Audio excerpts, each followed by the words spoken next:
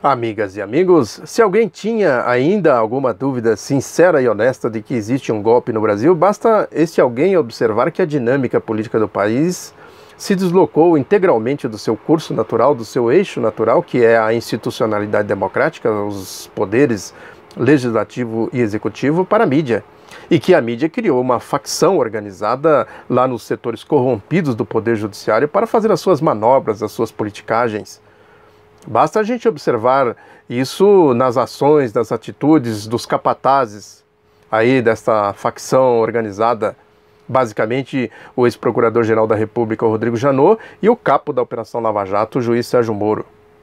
O problema é que essa facção foi organizada e instrumentalizada por uma das facções do golpe atual. O golpe depois se dividiu em duas facções, porque quando eles deram o golpe, quem tinha poder de fogo era exatamente o Grupo Globo. Foi o Grupo Globo que criou essa facção, que organizou essa facção organizada lá nos setores corrompidos do Poder Judiciário.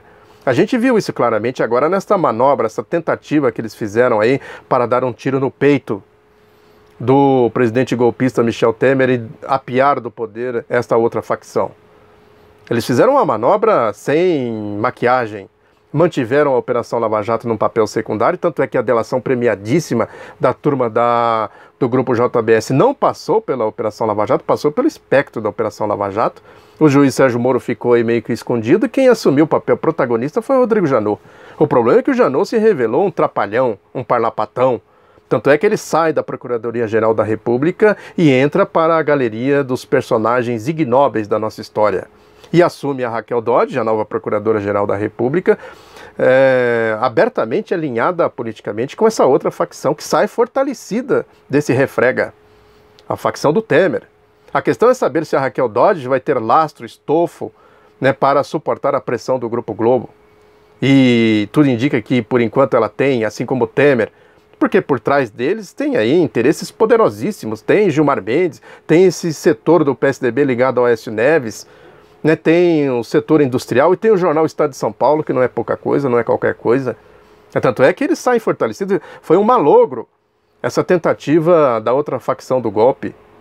Agora, existe claramente aí na mídia, nas duas facções, uma operação salva a Operação Lava Jato. O Grupo Globo de maneira mais assintosa, faca no pescoço da Raquel Dodge, né, e do outro lado a outra facção tratando as coisas com mais cuidado, né, com mais habilidade. Porque é isso, a Operação Lava Jato está no centro do golpe.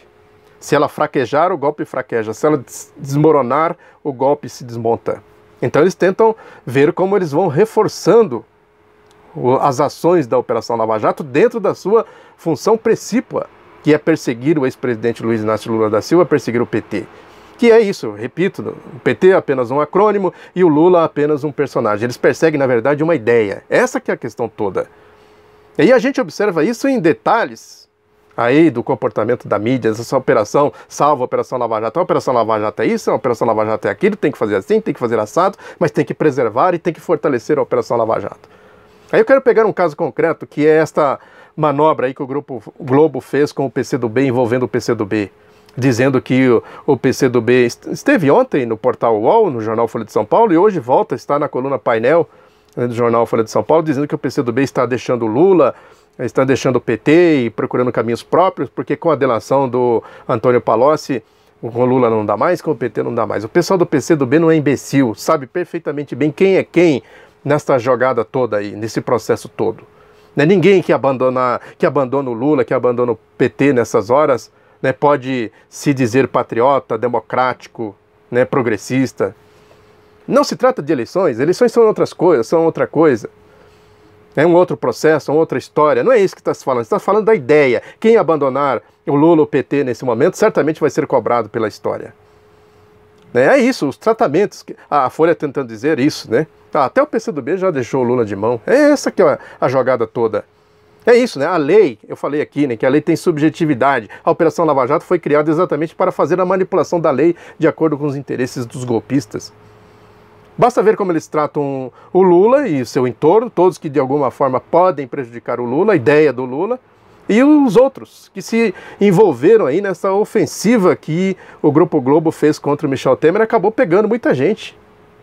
Eduardo Cunha, Aécio Neves e outros. Agora, qual é o tratamento que eles dão para o Eduardo Cunha, para o Aécio Neves? Qual é a consequência das prisões, das denúncias? O Eduardo Cunha foi depor lá em Brasília. Qual foi o resultado do depoimento? Qual o destaque que deram para isso? Chegou lá de malas e tudo mais, de terno. E o Aécio Neves acaba de ganhar uma liminar no STF do ministro Marco Aurélio Mello para adiar o seu julgamento. Coisas absurdas. Esses aí representantes, entre aspas, da lei, que a mídia está claramente instrumentalizando para fazer essa jogada pró-facção organizada, a Operação Lava Jato. Esse Aires Brito, por exemplo, que foi presidente do STF, que fez aquela manobra vergonhosa, já comentei aqui, para enterrar o dito mensalão tucano. Está aí, né? Eu tenho falado aqui das entrevistonas que eles dão aí nos jornalões. Hoje ele está com uma entrevistona no jornal Folha de São Paulo defendendo a Operação Lava Jato, defendendo as negociatas das delações premiadas. O Luiz Roberto Barroso, também do STF, Luiz Fux, do STF, também fazendo esse mesmo papel. É importante a gente sempre levantar o tapete dessa gente aí. Quem é quem nessa história toda? É quem é o Sérgio Moro, por exemplo? Continuam lá eles, né? Eu tenho falado aqui que eles publicam lá nos seus perfis no Facebook, reproduzindo coisas da turma da Globo, do antagonista e etc. É o Sérgio Moro com o seu perfil falso no Facebook, Maracutaia, mais uma Maracutaia, está no nome da mulher dele, a Rô. Ele chama de Rô. É Rô, a Rô. O que tem de coisas aí? A Rô parece que é uma operadora dos subterrâneos ali, das suas ações, das suas atitudes de marketing, etc. Então isso, o Sérgio Moro se mantém meio que distante, a mídia fazendo todo tipo de manobras para mostrar ele como um ser, né, de outro planeta, sabe-se lá de onde. Um ser distante, cheio de pirotecnia. Foi lá no estádio assistir ao jogo Atlético Paranaense e Fluminense. É uma manobra típica de criar uma imagem de que é um demiurgo aí de um mundo imaginário da ética e da moralidade. E a Rô, né, só fazendo, eu já comentei aqui vários casos dela, não vamos perder tempo com isso. E a gente observa também outras atitudes. Eu quero comentar aqui um caso que se insere em tudo isso, mas é muito específico e muito revelador também, né, que é uma decisão do juiz Sérgio Hideo Okabayashi, da 4ª Vara Civil de São Bernardo do Campo, que negou um pedido de indenização do Lula, do ex-presidente Lula, por uma reportagem que a revista Isto É publicou. Aquela história de que alguém da Odebrecht teria entregue malas de dinheiro para ele, uma mentira deslavada, e a argumentação do juiz é que a revista Isto É, em outra ocasião, elogiou, entre aspas, o petista. Agora, o que tem uma coisa a ver com a outra? Tem um crime aqui, uma violação da lei, da Constituição. Se teve algum outro problema, que se resolva outro problema também no âmbito da justiça. Agora, justificar uma coisa com a outra, para a gente ver aí a podridão do que significa esse espectro que eu venho falando aqui da Operação Lava Jato. Quer dizer, eles cometem um crime, a revista Isto É claramente alinhada com essa facção organizada lá da Operação Lava Jato, e o criminoso é absolvido com esta alegação esdrúxula aqui, para a gente ver onde nós estamos metidos. Agora eu quero terminar aqui recorrendo novamente aos editoriais do jornal Estado de São Paulo, né? Porque ali é uma baliza para a gente entender tudo isso. Nada melhor do que ler os editoriais do jornal Estado de São Paulo para a gente entender o que está acontecendo. Um aqui ele vai para cima, aquela história do Janot, né, que eu tenho falado aqui, a Lava Jato, a Operação Salva, a Operação Lava Jato, né, que diz aqui que ao sair o ex-procurador-geral, que não foi a posse de Raquel Dodge, alegando motivos protocolares, trocou suas famosas flechas por uma metralhadora, abre aspas, o Brasil é nosso, bradou Janot, apontando sua arma para, abre aspas de novo, a parcela de larápios egoístas e escroques ousados que, infelizmente, ainda ocupam vistosos cargos em nossa república. Falando da turma do Temer aqui. Aí o Estadão dizendo, o destempero de Janot não ficou apenas nas palavras. Um dos seus atos finais como procurador-geral foi enviar ao Supremo Tribunal Federal uma papelada. Imagina-se que sejam processos que o setor correspondente do tribunal não será capaz de catalogar antes de decorridos 10 dias. Por que acumulou esta papelada? Não se sabe como Raquel Dodge se sairá à frente do Ministério Público, mas será um grande avanço se não tiver seu antecessor como modelo. Aí, palavras duras. Aí mais na frente, quando membros do Ministério Público transformam sua missão constitucional de defesa da ordem jurídica, do regime democrático, dos interesses sociais e individuais indisponíveis numa campanha contra políticos, estão atuando fora de suas atribuições. Respeitar essa distinção é muito importante, tanto para o bom funcionamento das instituições como para o combate à impunidade. A Operação Lava Jato investiga o envolvimento de muitos políticos em casos de corrupção e outros crimes, mas não é nem deve ser uma cruzada contra os políticos e muito menos contra a atividade política. O viés da perseguição de políticos tem ainda outro sério defeito: o desperdício de recursos e a perda de tempo. Foi o que se viu no caso da delação de Sérgio Machado.